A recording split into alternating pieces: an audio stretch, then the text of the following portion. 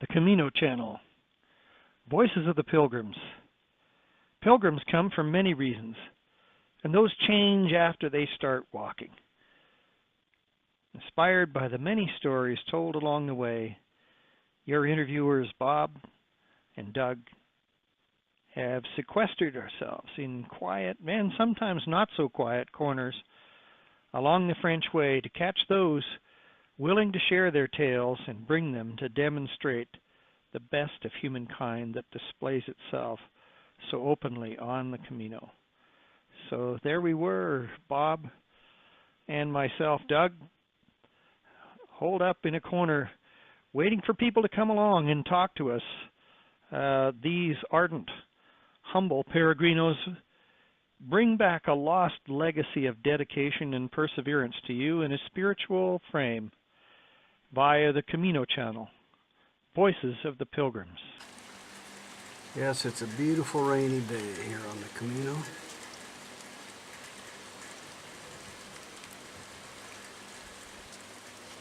This is supposed to last about another hour. Then it will open up. We've had some lightning and thunder.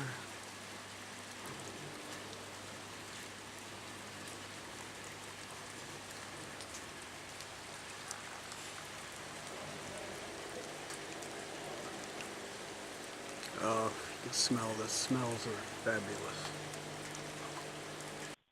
While it rains outside, we're cozied up in the dining room, the ancient inn Casa Morgade at kilometer 103, in the warm embrace of Paco and his family, looking after our every need.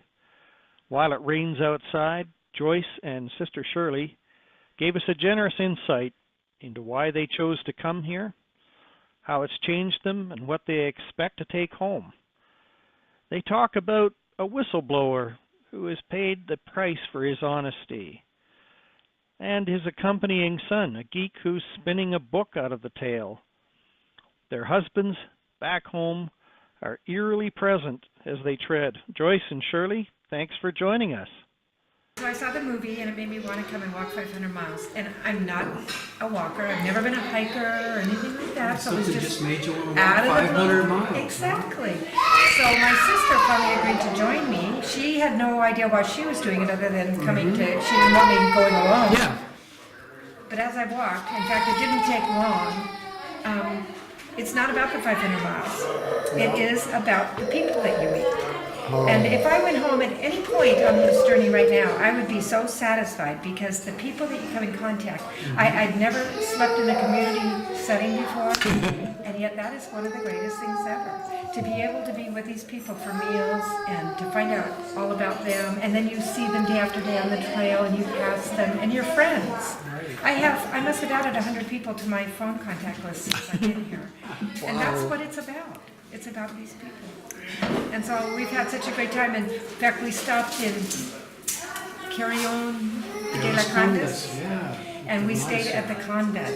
And that was the second real big time where we got together and they want to know who you are, where you're from, and why are you doing this?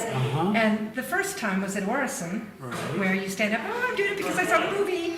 And that was it. And now I'm doing it because of the people. And it is changed so completely for me that it's not about the mileage at all. It's all about the people that you come That's your biggest learning? What's your biggest learning? so far. And being a pilgrim, we met a priest who kind of summed it up. He said, you know, your destination is not Santiago. You have to become a pilgrim and be a pilgrim for the rest of your life. Keep moving, keep going, keep exploring. And he's right. That's what this is about. It's learning to just continue on. It never ends. So, yeah. So Whether my you're sister... in Seattle or you're in Florida. Exactly. And we're not Catholic, but we've been in love with going to these pilgrim masses that they do at the churches. And they're all different. Where does the last one you went to? Carry on, because they did one there. But the one in Ornelius was probably the best one that we went to. That was where the priest stood up, and they also did it in English. Right, English helps. Well, and he had people, he gave them sheets that we could all do prayers in our own language, and then we sang songs from our own. And I loved Canada. Canada was by far my favorite because most people were singing religious songs, and the guy from Canada, obviously, maybe he didn't know a religious song, or for whatever reason, he stood up and sang your national anthem. And he had the best voice ever. So yeah, I'll remember him forever because he was just awesome. It's been fun. That's wonderful. What a wonderful story. Can I get your name again, My please? name is Joyce. Joyce. And I'm from Seattle. From Seattle, Washington. Yeah. And a pilgrim of long standing now. Now, yeah. Yeah. The journey begins, huh? The journey begins. It began September 1st, and it's been getting better every day. So, my sister, who I could tell the first couple weeks, she missed her husband terribly. She was really trying to figure ways to get out of this and go back home. You know, if I wasn't here, you'd be walking faster. All of these excuses that I'm saying, no, that's not what it's about. And now she's in love with it as much as I am. So it was good for me to see that transition. So she had to sort of settle down. Yeah. Yeah. And she did. She did. And Good for her. in fact, the other night when we were at the convent, we were doing our talks, and I'm thinking as they're going around the room, and we were way up the stairs, and I thought, how am I going to give my talk without crying? Well, I got to her first, and so she started, I'm doing this because my sister and I are having sister time. And she went in and she starts crying, and from there on, everyone up the stairs gave their talk. They were all crying. What's wrong with that? Nothing. It just shows you how emotional it is. It is very emotional. It is. It's a great experience. Yeah, wonderful. Keeps calling me back. I just keep How many coming times have back. you done it? 4. Really? I'm gonna come back one more time at least because we're very slow, and I have Doesn't realized. matter, it's your I know, but I've Camino. missed some places, so I've been keeping track of what we've missed. Yeah. I doubt my sister will come back, but I'll come and do it again, and I want to finish those pieces that I You missed. mean you go around them, or you take a taxi, or what? We By either going did slow. taxi or bus. Okay. You know, we weren't prepared for the Pyrenees. That was Hard. very tough. So we were actually staying in Morgade, the next town from Roncesvalles. So we took a taxi from Roncesvalles to Morgade, which is 2 kilometers. And then one day, first day with rain, lightning and thunder, we took a taxi into Pamplona. So we've done our longest bit, stretch okay. because we want to make sure we walk the last 100 into Sure. Santiago. And so we took a train yesterday to Sarria. That's great. It's your Camino. You do whatever you want. And that's what everybody says. And There's no rules. yeah. Everybody thinks there is. They gotta meet the rules. Gotta I do gotta this. I gotta do that. Well, and that's when in the beginning that was my idea. I have to come and walk this 500 miles. I could have done it if I had more time. We have a return plane ticket. You gotta do What are you going to do? You have to go. And you're going to walk your last bit, We're gonna walk the last 100 kilometers. and you're going to get your Compostela. We'll get the Compostela, and now I will not feel, because they tell you you should have a religious reason if you get the Compostela, otherwise you get a certificate. spiritual. Yeah, or spiritual, and I wasn't sure what my reason was. And now I am, and I do understand that it's probably both religious and spiritual for me. So it It's wasn't in not the beginning. religious. For myself, it's not religious, it's spiritual. Yeah, This is God out yeah. here, you know? Well, and the religious part of it, you know, having gone to all these Catholic churches,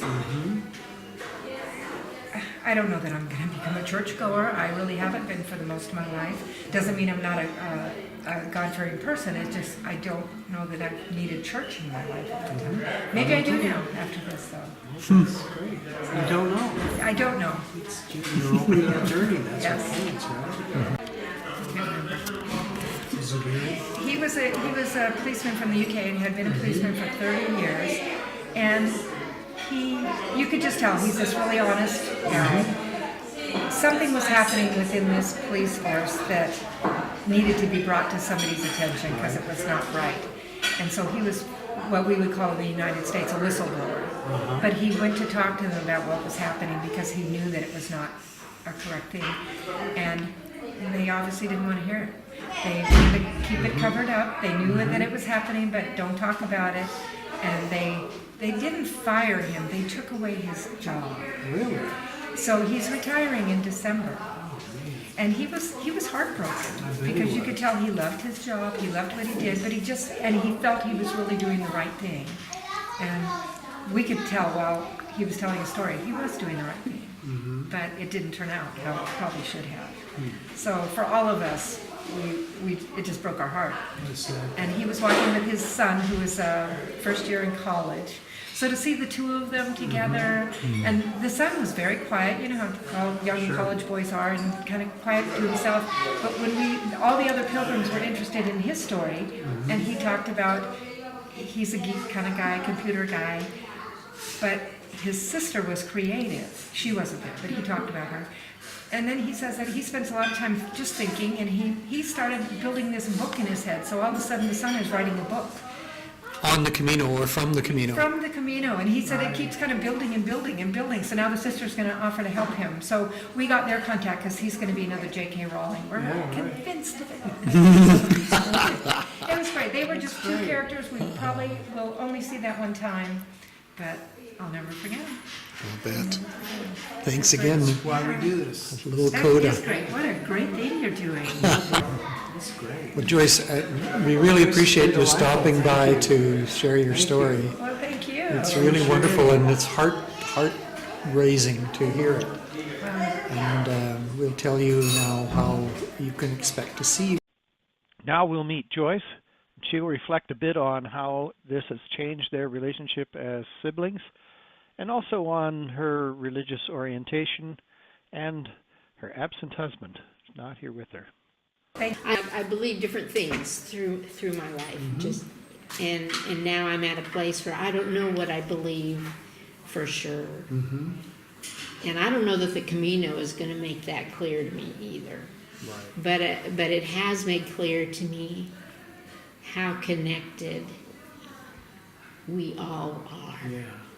You know, to each other, and just being on a pilgrimage and having the same issues with our feet hurting and our legs hurting and the backpack being so heavy and being so tired, and you know, and all of those things, everyone else has the same thing. And so when you meet another pilgrim, you're communicating on a level that you're the same, you know, and you accept one another, and what's important is what you talk about, and not, you know, things like that. So it was that's been the biggest thing for me, is just the whole issue of being connected to one another, and that love is the most important thing.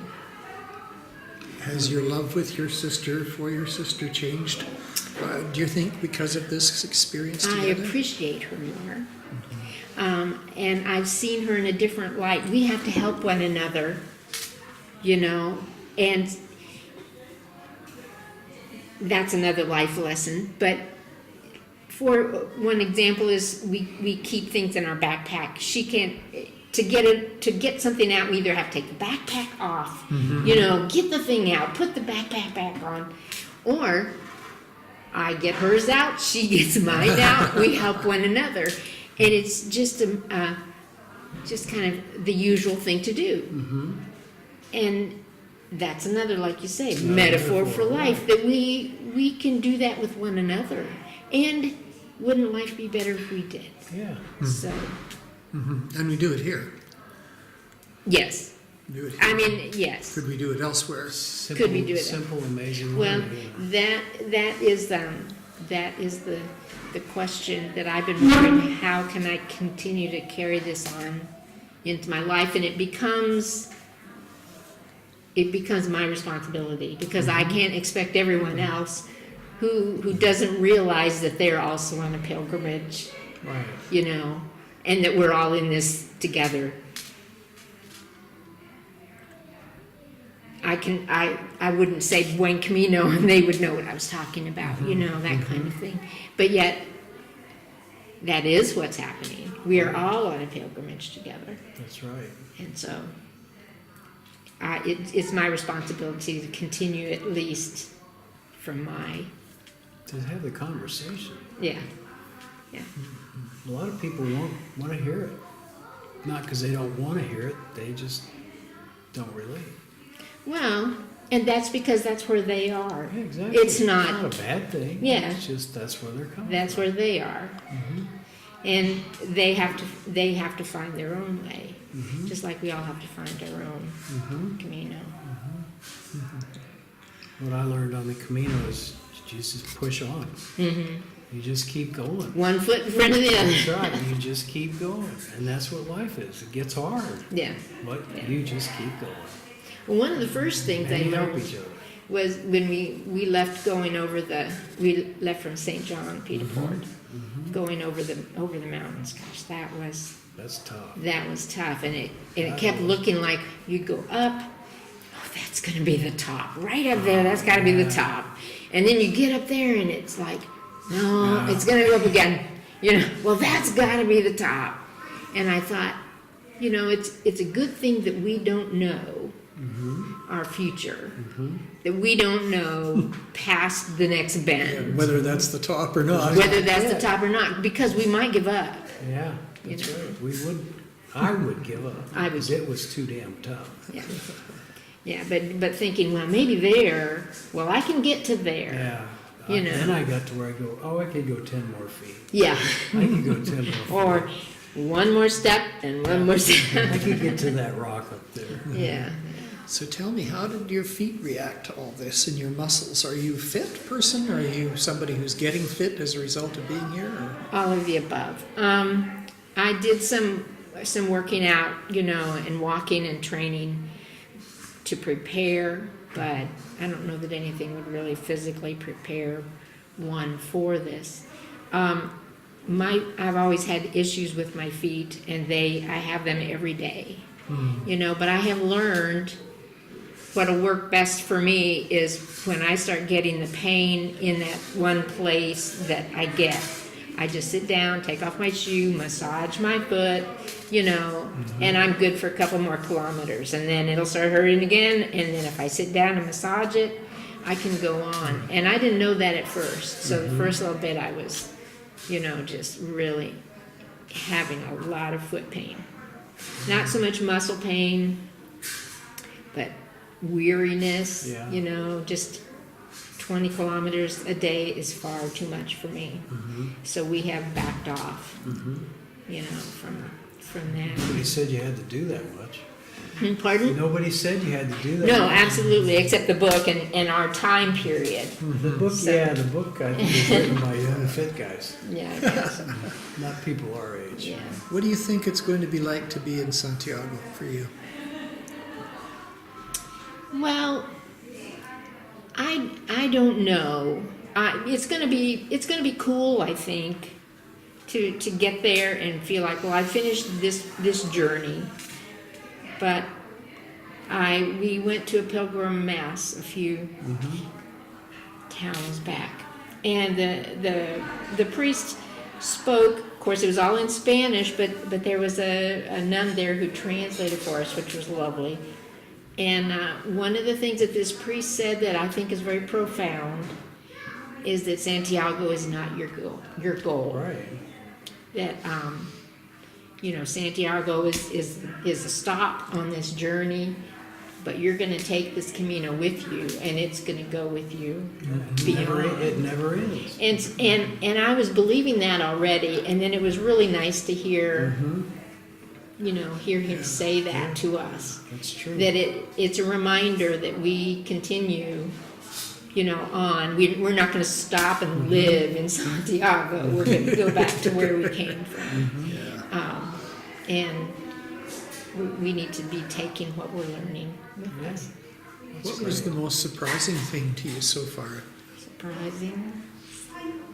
I guess it's just the other pilgrims along the way, and how, as we walk through villages or we walk through cities, and obviously residents and people that live there will see us coming, and they will genuinely say to us, "Buen Camino," and it's like they're encouraging us along the way, and then other pilgrims. And even though we don't all speak the same language, we all come from different countries. And in Spain, everybody says Buen Camino, Buenos Dias, and you don't know where they're from until you hear them say something else, and then you realize, they're from Germany, or they're Americans, or they're, And I just think that's really cool that we're all one. In this. And that's probably the biggest surprising thing to me. What do you think is going to happen for you in 3 months' time? Yeah, good question. You know, it's so easy for life to kind of happen. I would like to say I hope that I'll be a more loving person. And I've never thought myself not to be a loving person, but I'd hope I'd be more aware of my connection with others. You think it'll affect your relationship with your husband?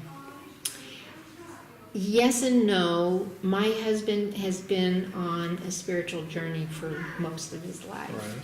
And some of the things that I've learned, we have spoken of in the past, and you know, I think are his beliefs already.